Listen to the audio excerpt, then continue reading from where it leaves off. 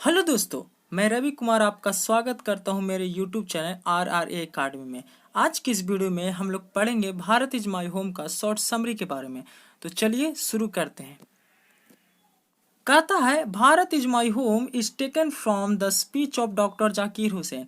Bharat is my home जो है वह डॉक्टर जाकिर हुसैन के एक भाषण का एक अंश है, या Bharat is my home is taken from the speech of doctor Zakir Hussain. इसका मतलब कि भारत इज माई होम जो है वो डॉक्टर जाकिर हुसैन के एक स्पीच का अंश है या उस स्पीच का एक भाग है। फिर कहता है he delivered his speech in 1967। उन्होंने अपना स्पीच 1967 में दिया था। After taking the oath as a president, जब राष्ट्रपति के रूप में शपथ ले रहे थे तो उसके बाद यह स्पीच को दिया था। कहता इन हिज स्पीच, अपने स्पीच में ही सेड दैट, वह कहते हैं कि he assume his office of president, वह मानते हैं अपने राष्ट्रपति के पद को इन स्पिरिट ऑफ ह्यूमैनिटी, अर्थात मानवता के भावना के साथ, और साथ में साथ टोटल डेडिकेशन अर्थात पूर्ण समर्पण के साथ। इसका कहने का मतलब है वो राष्ट्रपति के पद को मानवता के भावना के साथ संभालेंगे और साथ में साथ पूर्ण समर्पण के साथ उस राष्ट्रपति के पद को संभालेंगे। पूर्ण समर्पण का कहने का मतलब है वह अपने स्वार्थ के बारे में नहीं सोच के अपने देश के प्रति और अपने देश के लोगों के प्रति वह सोचेंगे। फिर से एक बार रिवाइज कर लेते हैं। Bharat is my home is taken from the speech of doctor Zakir Hussain.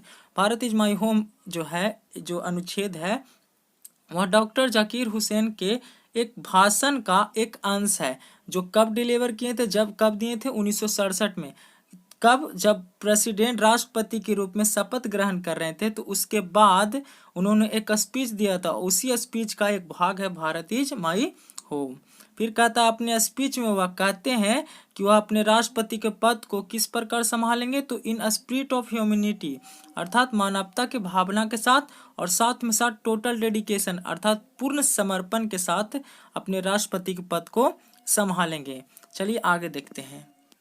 आगे कहता है the author in his speech has given the importance of growth of nation. अपने स्पीच में अर्थात लेखक अपने स्पीच में ज़्यादा महत्व देते हैं ग्रोथ ऑफ नेशन पर अर्थात राष्ट्र के विकास पर।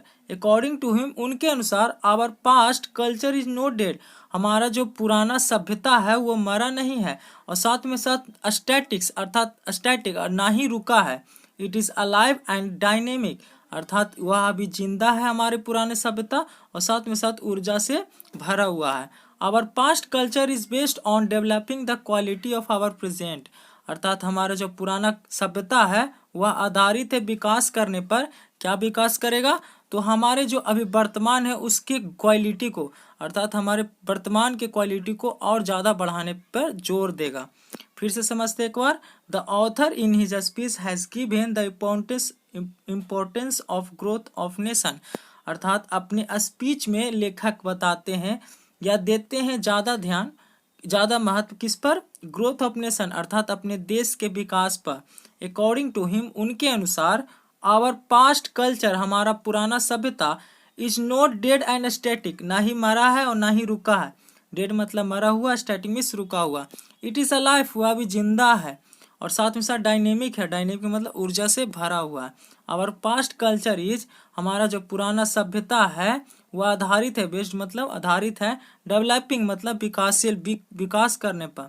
और क्या विकास करेगा? तो क्वालिटी ऑफ आवर प्रेजेंट अर्थात हमारे वर्तमान के क्वालिटी अर्थात हमारे वर्तमान के गुण को और बढ़ाने पर आधारित है। आई होप आप लोग समझोगे। देखते हैं next page. Since our family is big so we will have to labour hard. चूंकि हमारा परिवार जो है वो बड़ा है इसलिए हम लोगों को कड़ी मेहनत करना पड़ेगा। फिर आगे बोलते हैं ईच ऑफ अस, हम लोगों में से प्रत्येक, shall have to participate in building new life, हम लोगों में से प्रत्येक को भाग लेना पड़ेगा। क्या करने में? तो नए जीवन बनाने में। किस प्रकार के नए जीवन? तो प्राकृतिक में नए जीवन को बनाने में हम लोगों को भाग लेना पड़ेगा। ही सेज दैट, वह कहते हैं कि the situation demands that we should work more and more, ये जो परिस्थिति है वो मांग करता है, डिमांड मतलब मांग करता है कि हम लोगों को ज़्यादा से ज़्यादा काम करना चाहिए। फिर से देखते हैं एक बार। Since our family is big, चूँकि हमारा परिवार जो है वो बड़ा है, इसलिए सो मतलब इसलिए we will have to labour hard, हम लोगों को कड़ी मेहनत करना पड़ेगा।